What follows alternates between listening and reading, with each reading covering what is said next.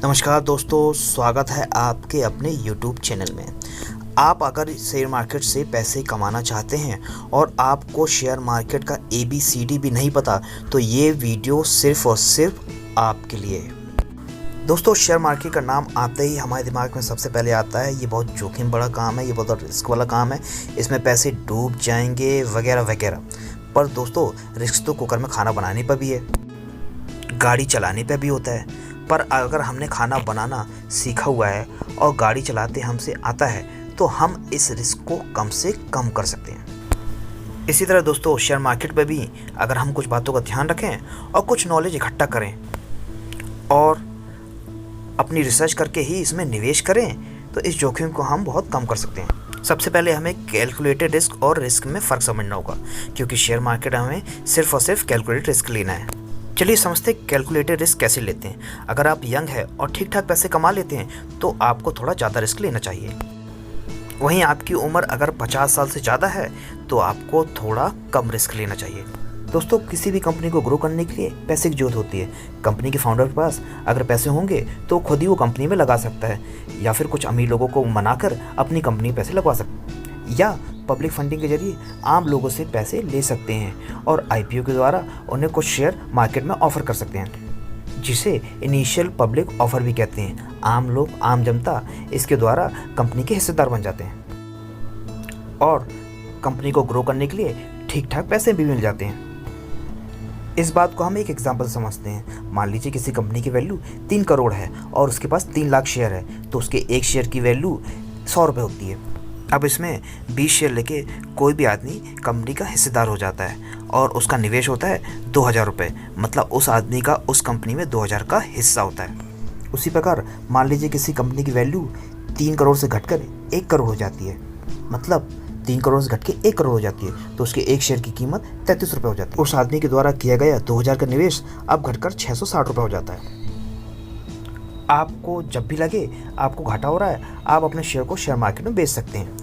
Company को जब भी मुनाफा होता है, वो अपने मुनाफे का कुछ हिस्सा अपने निवेशकों को देती है। वो शेयर के बदले शेयर दे सकती है या उन्हें शेयर के बदले कुछ पैसे ऑफर कर सकती है। इसे डिविडेंड कहते हैं। दोस्तों, किसी कंपनी के शेयर की कीमत तब बढ़ जाती है जब बहुत से लोग उसे लेना चाहते हैं। मार्केट का एक यूनिवर्सल लॉ है, if demand goes up, price goes up and vice versa.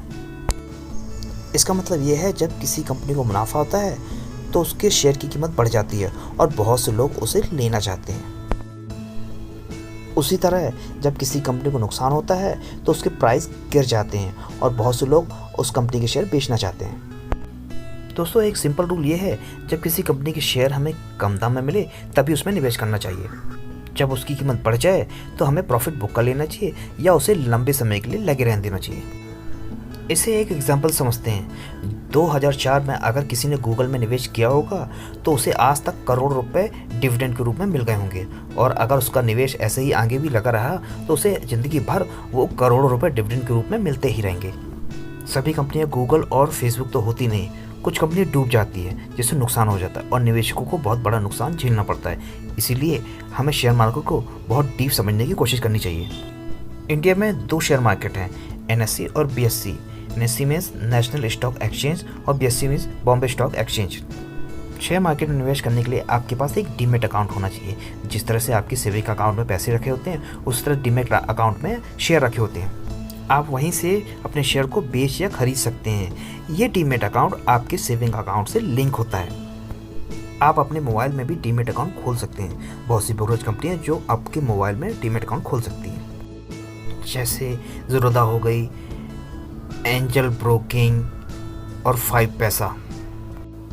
आपके मोबाइल में ही आपको डीमेट अकाउंट खोल के दे सकती हैं।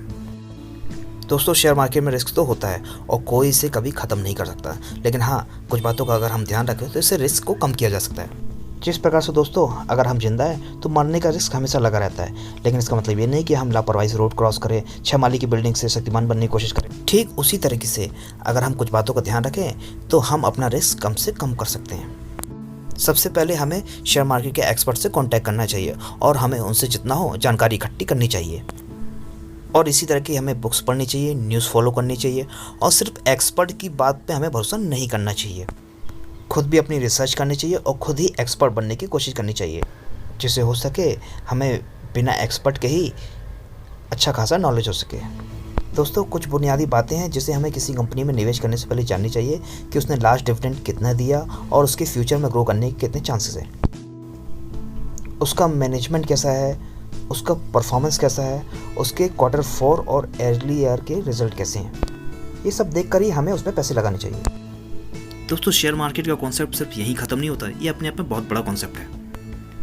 लेकिन इस वीडियो के माध्यम से जितना हो सका हमने समझाने की कोशिश की है आपको।